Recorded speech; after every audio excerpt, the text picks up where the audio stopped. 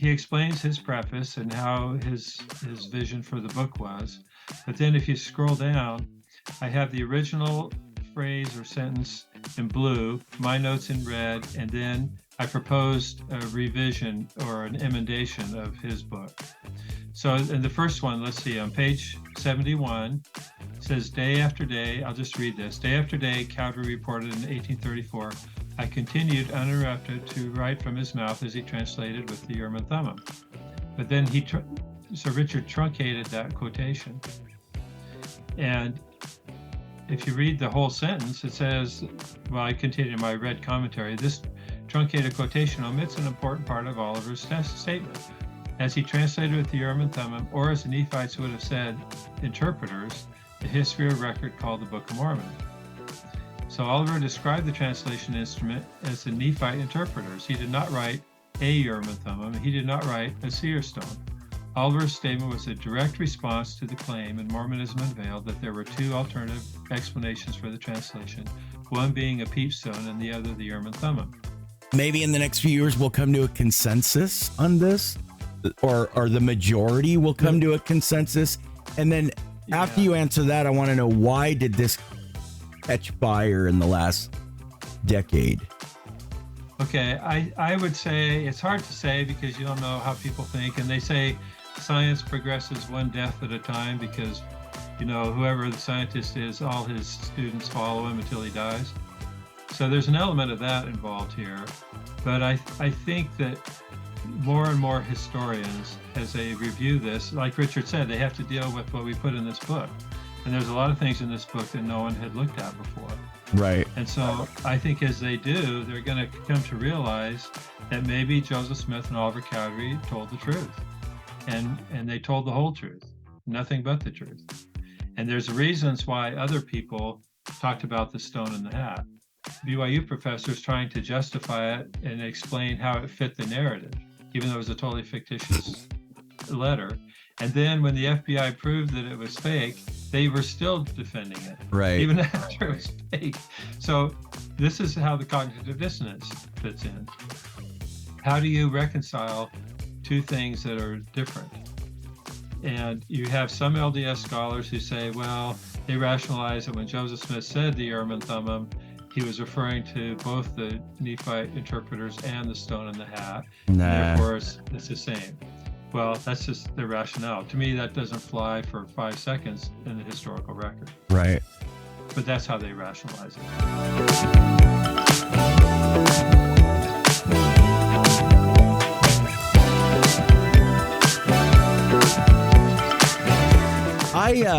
I want to ask you something. I know you sent me some images. Did you want to talk about those at all? Or you want to leave that another time? Or well, you mentioned that you wanted to talk a little bit about the translation, the seer stone. I want to, okay, so I'm hearing, well, if you read Richard Bushman and then other, Gospel Topics essays, we got into that too. Yeah. So do you think that the Seer Stone narrative, because we read about that a lot more than we did in my time. I'm a Gen Xer. I know that you're slightly older than a Gen Xer. But this is something in the last 12 years that's been emphasized more as seer stones, that Joseph used seer stones. Right. Is that something that will continue to last, hold water for forever? Or what say you? I don't think so. And let me just back up. And that's interesting. Go for it. Yeah, because the seer stone thing has been around since August of 1829. And there was an article published in Palmyra by a guy named Jonathan Hadley. And he claimed that Joseph Smith put spectacles in a hat, and that's how he produced the Book of Mormon. And so that was even before the Book of Mormon was published. So the seer stone idea has been around ever since.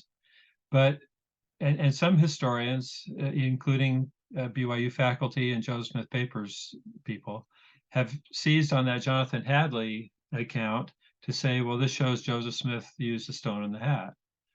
And I've recently published an article to say, no, Jonathan Hadley was trying to ridicule the whole thing. And when Joseph Smith published the Book of Mormon in 1830, he referred to the rumors that were floating around being reprinted, which was the Hadley article. Right.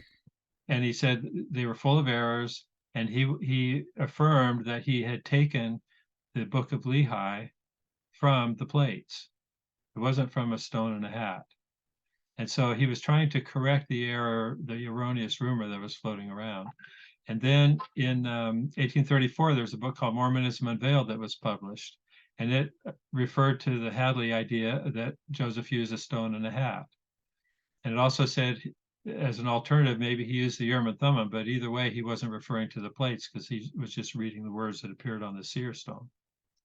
And in response to that, Joseph and Oliver both said, no, Joseph translated the engravings on the plates with the Urim and Thummim, and they were consistent their entire life. It's real obvious. Wow. And they were refuting the whole stone in the hat idea.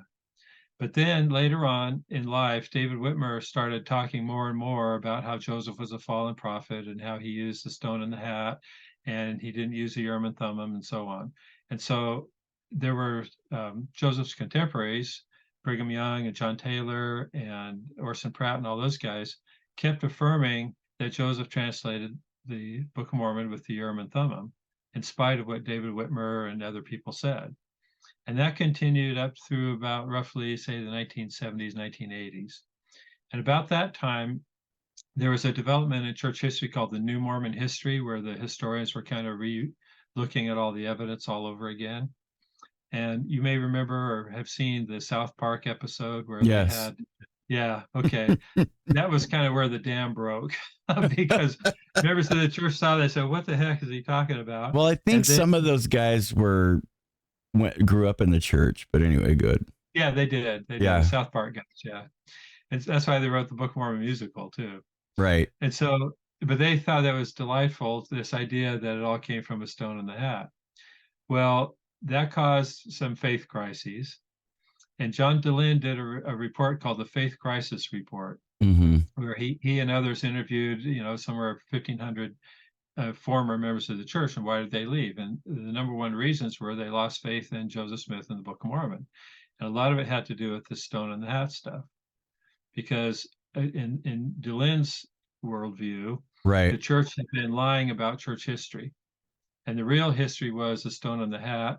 Urim and Thummim was Joseph's false narrative to be more, religious or whatever, instead of using magic.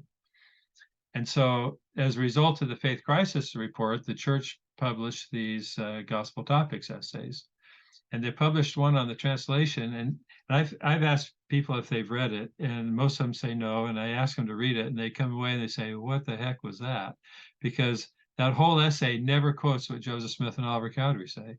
It just quotes what everybody else said. Right. And it has, I've done a pretty in-depth analysis. Well, I mean, didn't Emma say it, that Joseph used a stone, though? Yeah, she did. Okay. Well, I'm glad you brought that up. But she wasn't always in the process of translation. Well, that's part of it. But most people cite what's called the last testimony of Sister Emma. And that was recorded by her son a few weeks before she died. Okay. And it wasn't published till about 6 months after she died. She never publicly authenticated it. And her own son, Joseph Smith III, later, a few years later, he wrote an article about the translation of the Book of Mormon. He never mentioned her last testimony.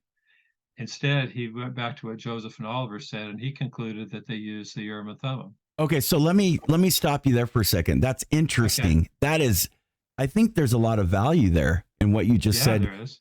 Well, because did the Reorganized Church of Jesus Christ, didn't for decades they teach that there was a Urim and Thummim? Yeah, sure. I'm talking about the beginning years. I know now they're the Church of Christ and they don't have anything to do with it, but I'm talking about the first 70 years, maybe. Go ahead. Yeah, well, in fact, this is another book I have that we recently published called By Means of the Urim and Thummim. Wow. And it's called Restoring Translation to the Restoration. I'm going to read that. Yeah, this one, my co-author, James Lucas, was a lawyer in New York for a long time. And he collaborated with Richard Bushman on rough stone rolling, actually. Mm-hmm. He's Richard acknowledged him in the preface and so on. And so Richard gave us a blurb on the back of this book. And let me just read it to you. He said, Lucas and Neville's By Means of the Urim and Thummim is a substantial contribution to the translation debates that have roiled Book of Mormon scholarship for the past 20 years. It is conservative in that it restores the preeminent role of the Urim and Thummim in the translation process and virtually erases the seer stone from the story.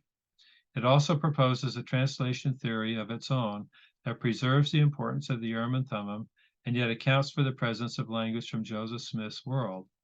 All readers who take the translation debate seriously must reckon with this book. That's what Richard Bushman said about this one. And then Susan Easton Black gave Okay, us so let me ask, was that after Rough Stone Rolling? That was after Rough. This just came out this year. Okay. So how is Richard Bushman do you think he's coming to terms with some things? As far as, you know, is it hard for him to come to? Is he experiencing cognitive dissonance? Okay, I don't want to. I'm joking. But I can tell I'm a jokester, Jonathan. That's fine. But everybody experiences cognitive dissonance, exactly, especially those who think they don't. Right. Exactly. Okay.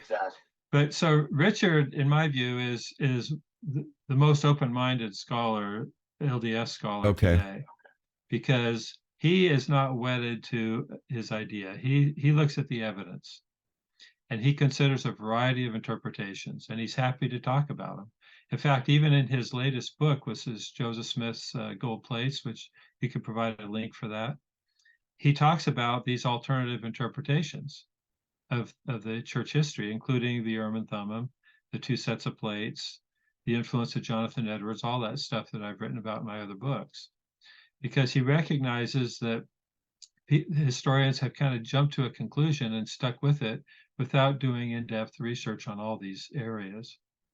And what I think he's, as you see, if you read his book, that's his latest word. It might be his final book. He's saved it for the 200th anniversary of Moroni's visit. But he goes through the whole history of the golden plates and the different ideas about them, and as well as the translation. And it's much different than it's presented in Rough Stone Rolling. Interesting. And I know Rough Stone Rolling has received a lot of criticism from a wide range of people for a lot of different reasons. Well, you know, when I've read through, just not to cut you off, but when I have read through Rough Stone Rolling, because I didn't read it from beginning to end. Spencer W. Kimball once said that he often will get a book and just get to the meat of it. He said, "Yeah, that's what I do sometimes. Is I will read it in not consecutive pages, but anyway, and I've gone through it and I've felt the spirit. He more or less focused. I don't know why people had faith crisis from that book. That's what I don't get, because it more or less just talked about his character than anything, and it was in a good way. It supported him as a prophet. It did, but some people don't understand the way some historians write. And this, let me explain with Richard's book. In Rough Stone Rolling, he'll write sentences as facts, like Joseph Smith did this or said this, but that's not really literally a fact. That's an interpretation of the facts. And so, and people like John DeLynn makes a big deal about, well, Richard Bushman said this happened, therefore it happened. Well, that's just no. He's taking one scholar's ideas and saying it's factual. And I do want to say this real quick. I used to not think highly of Richard Bushman, but I've changed my mind because I think he was misunderstood about a lot of things and got a bad rap. He does have a testimony. He talks about not having a testimony on his mission when he was younger. Some think that he's a cynic and that he speaks more language of less faith, but I think he's a realist in some areas. But well, he's a patriarch for 2 stakes, right? And he was a stake president at one time as well. So I took that section of Rough Stone Rolling that talks about the translation with the stone and the hat, and I did a line by line analysis to show the sources that he used and the sources he omitted or didn't know about or whatever.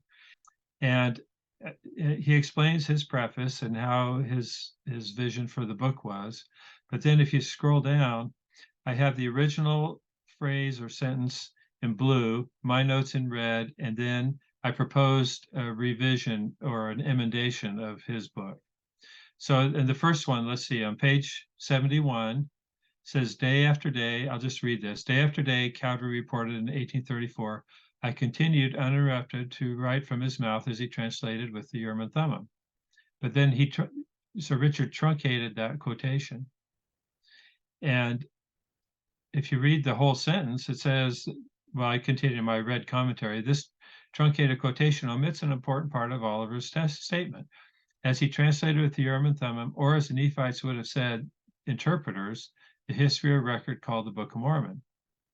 So Oliver described the translation instrument as the Nephite interpreters. He did not write a Urim and Thummim. He did not write a seer stone.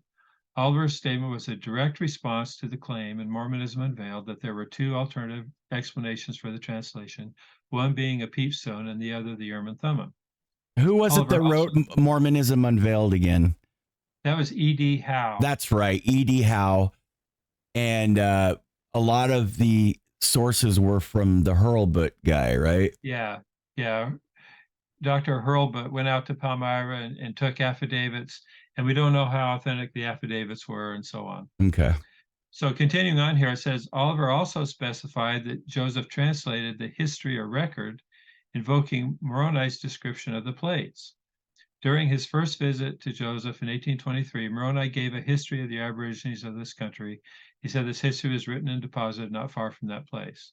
So I propose that Richard rewrite that sentence to include the full sentence in the quotation. Because the way he truncated it, as he translated the Urim and Thummim, that allows people to say, well, he meant the seer stone. But when you read the entire sentence, Oliver was clear that it was the Nephite interpreters and that he translated the record. He didn't just read words off of a seer stone. Right. So that's one example. There's a whole bunch of them in here, but just to show that rough stone rolling is helpful, but in some areas it was incomplete and could be improved. Well, and can I tell you, the stone thing never set right with me, but I was accepting it because my testimony comes first. I gained a testimony at a young age, but like I said, I was born in 1971, so I was taught the Urim and Thummim. When I was on my mission, we never taught that it was a seer stone. We always thought that was ex-Mormons said stuff like that, you know? And then all of a sudden, when it's coming into our own doctrine, why? I know. Well, so my question.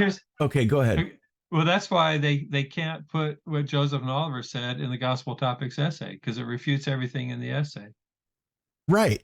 So do you think that scholars are, or maybe in the next few years will come to a consensus on this, or the majority will come to a consensus?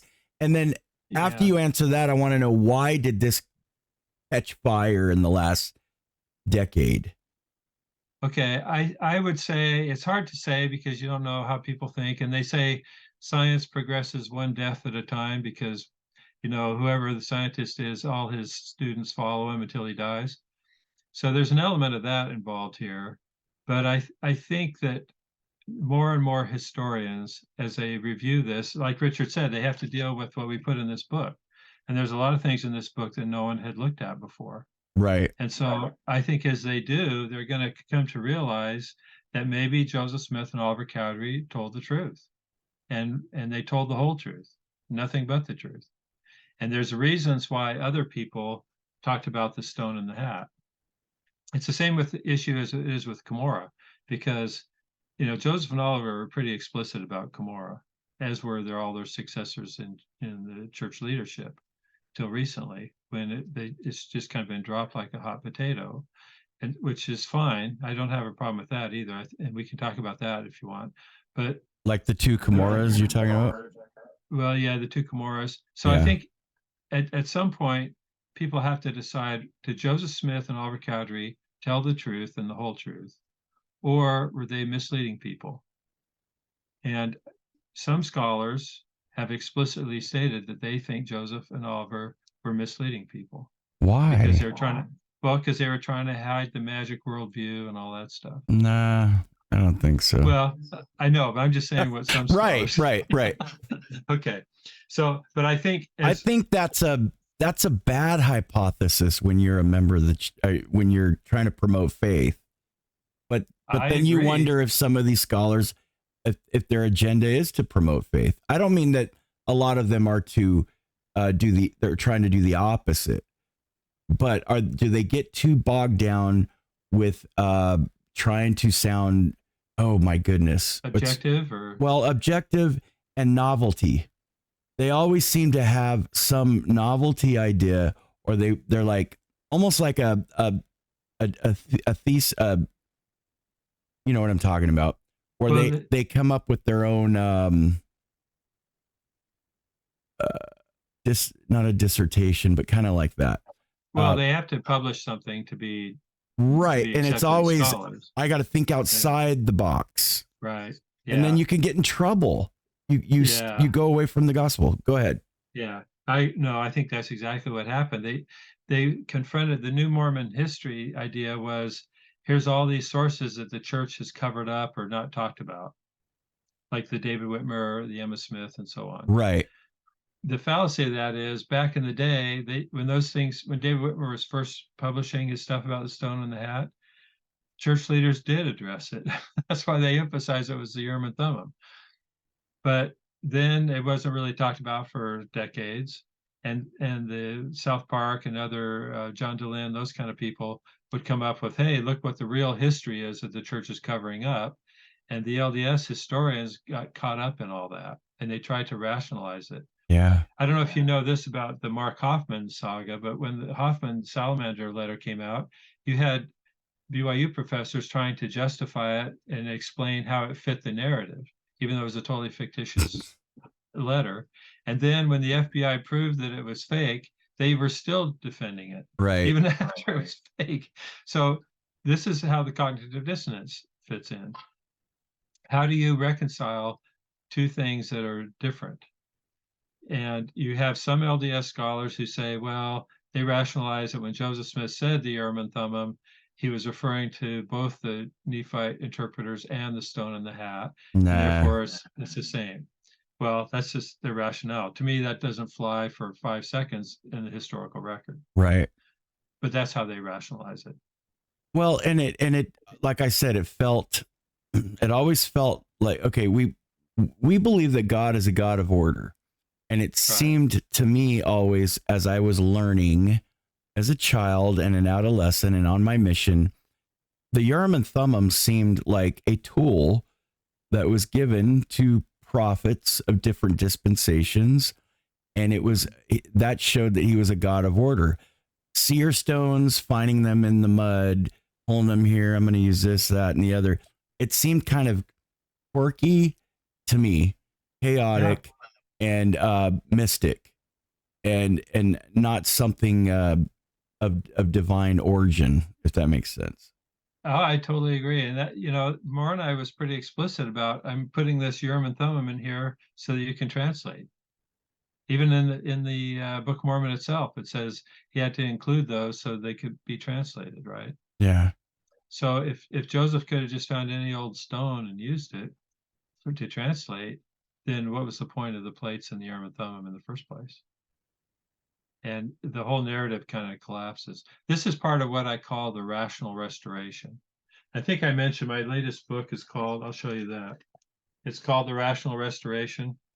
Okay, that's the one I want to read too. Okay, that's the one we were talking about last time.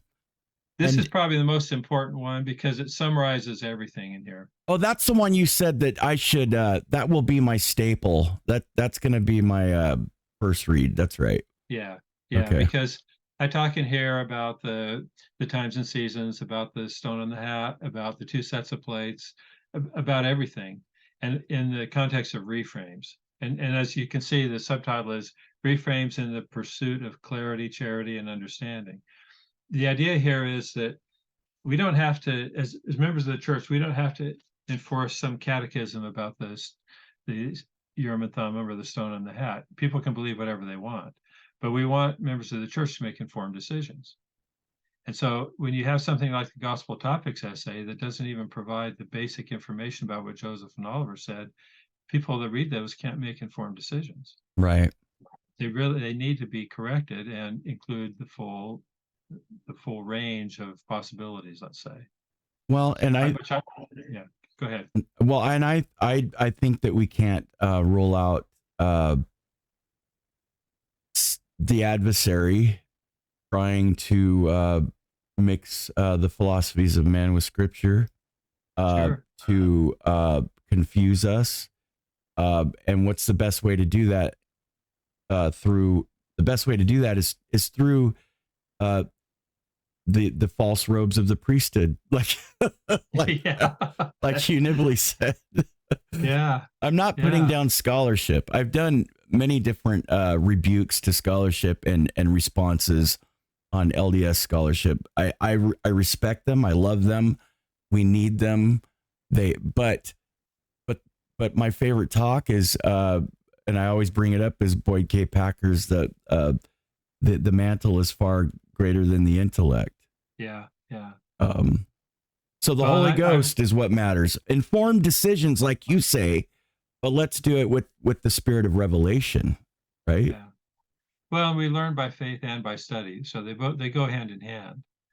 But the fallacy is when you have scholars that expect people to just accept what they say.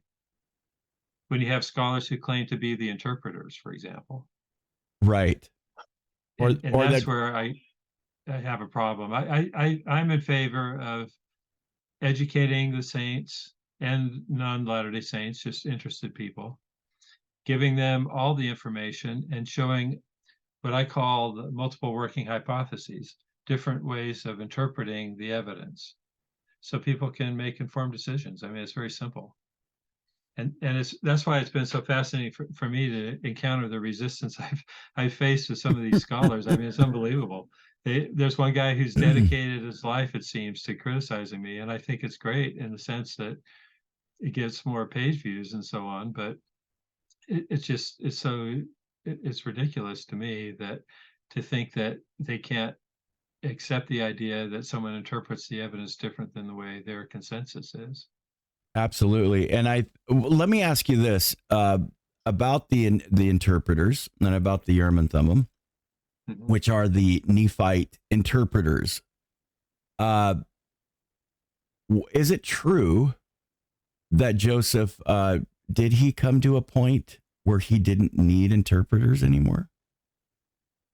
Well, as far as we know, he returned them when he finished the Book of Mormon. But didn't he say that he didn't need them at times? Or just like he didn't need to look at the plates at times that he was receiving? I don't know that he said he didn't need to look at the plates. Or is that another scholar's? Well, I think what I understand is when he gave the seer stone that he had to Oliver Cowdery, and I don't know if this is a direct quotation, I don't remember, but he said he didn't need it anymore.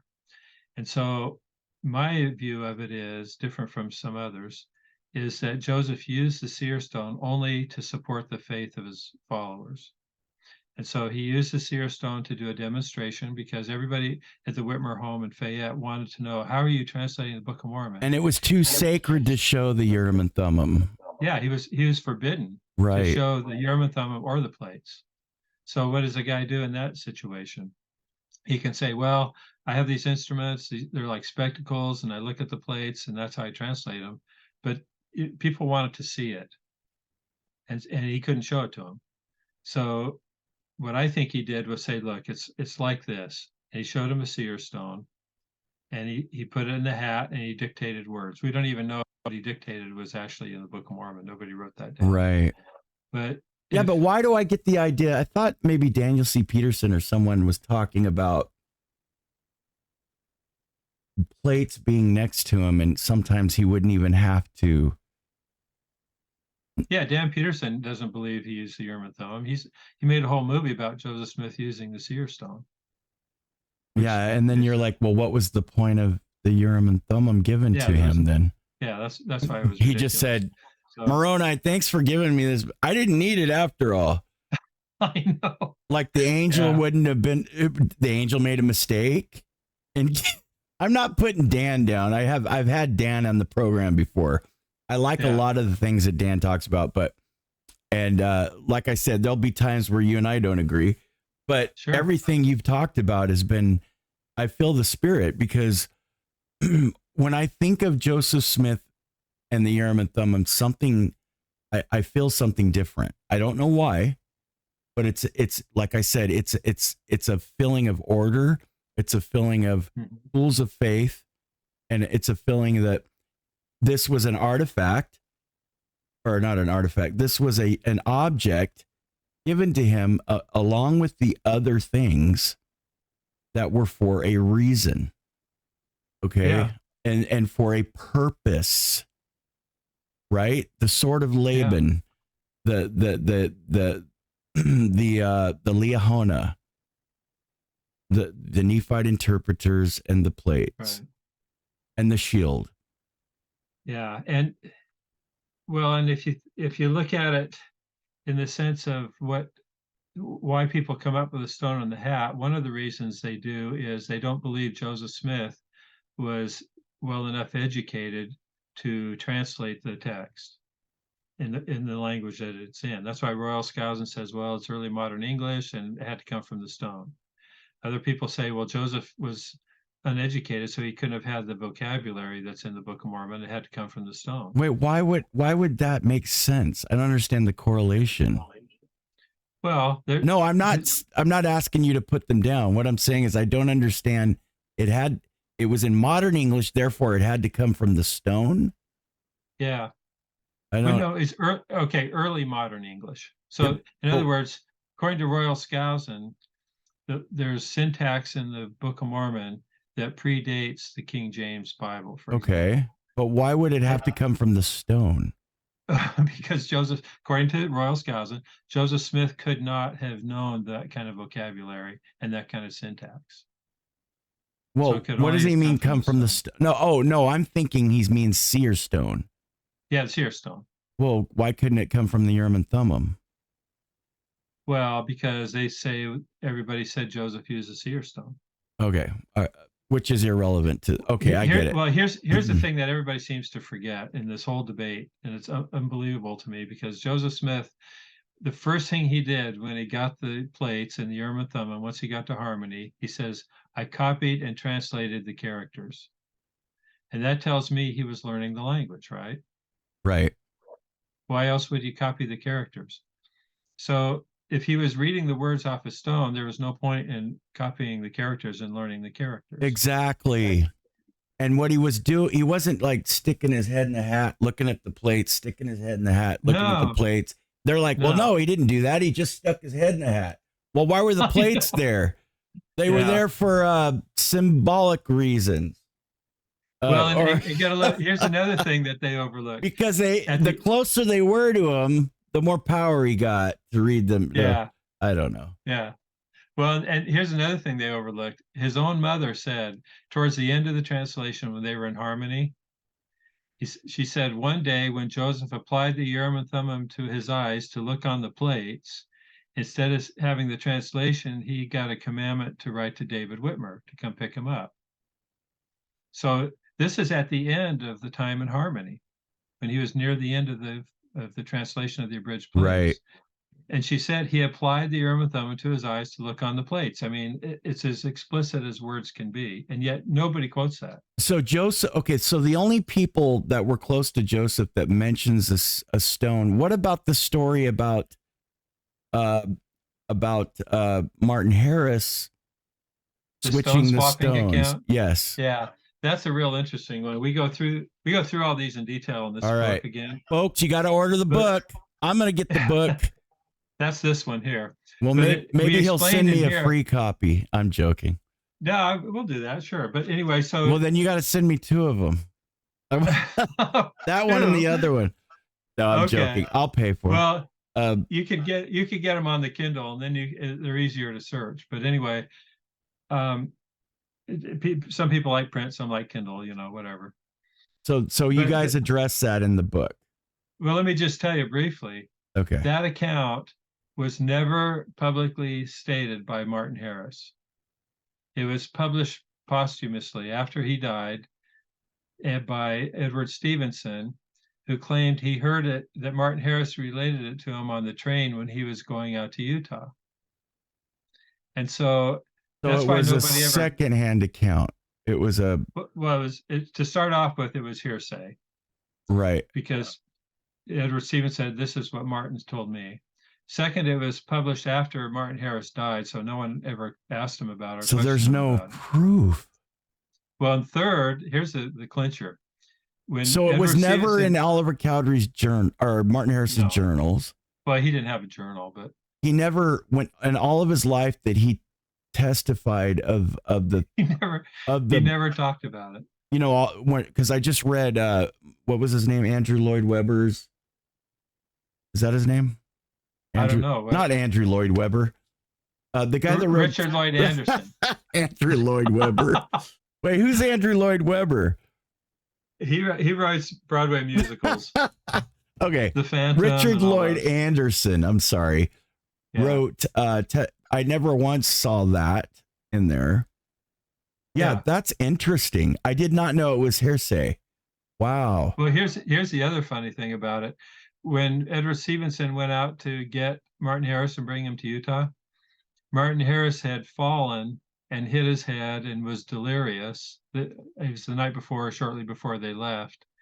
And so all these stories that he related to Edward Stevenson on the train to Utah came after he'd had this spout of delirium where he basically lost his mind. Wow. So whether he was imagining it, dreaming it, hallucinating, there's no way of knowing because no one could ever ask Martin Harris about it. Well, can I ask, okay, this is interesting because every time I've seen something that Joseph has stated, it almost seems like it's been handed, or it's what do you call it? Where he goes, it's as black as Egypt. What did he say? Yeah, dark as Egypt. It's as dark as Egypt. That's not the language that Joseph used when he spoke.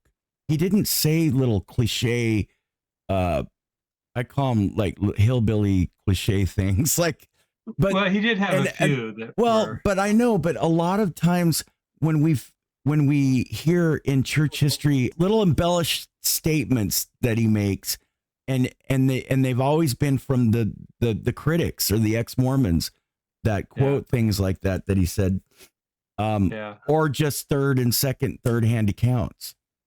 Well, that's why I look at something that is formally published, acknowledged, signed by Joseph Smith, like the Wentworth letter, or the articles in the Elders Journal, or Oliver Cowdery's articles in the church publications. Those have the most credibility because they're written, edited, reviewed, formally published. Yes. Then you get all these secondhand accounts, hearsay. Okay, well, it sounds like this one. It sounds exactly like when where somebody's talking about the lost 10 tribes and that Joseph said that they were in a kettle pot in the North Pole. Yeah. Do you know what I'm talking about? Yeah, sure. And he never said that. That's also hearsay, but it's very similar to that, where they come up with this neat lore-ish. Yes, exactly. Yeah. Interesting stuff. If you stick with what they actually published, and it's well documented that they actually said, letters, correspondence, that kind of thing, the whole restoration, like I say here, the whole restoration is rational. It makes sense. As soon as you deviate and take things like these anonymous Times and Seasons articles and then speculate based on those, or you take these accounts from David Whitmer, decades after the fact, when he was trying to undermine Joseph Smith's credibility, then, you can get confused and things become irrational. But to me, the idea of the stone in the hat is just, it's not only inconsistent with what Joseph and Oliver said, but it's irrational. Absolutely. Like you said, why have the plates and the Urim and Thummim and all this narrative if all you had to do is pick a stone out of a well and there's the whole story? Right. Exactly. Well, we have more to talk about. I think we're going to end it here today. Jonathan, we have a lot. You're coming back in 2 weeks and we're going to talk more. Okay. And more All right. and more. And I want to read so that I'm up on stuff, and then we can have even a more sound, amazing conversation to where I'm charged, where I'm emotionally and mentally charged, especially from the things that I'm going to read. Brothers and sisters, I'm almost done with with my website. And if you're going over there subscribing, remember it's only 99 cents a month. That's it. And you don't pay for the whole year. They take out 99 cents out of your account every month, and that's it. And you'll get the podcast, which is coming up through Spreaker. I'll be on Spotify and Apple iTunes and all those good places. That's coming very quick. I've got a newsletter, and you'll be and a blog post. And anyway, you'll have all that. So the main thing is commercial free, ad free, and tyranny free. That's what I say. Because YouTube likes to censor everything nowadays.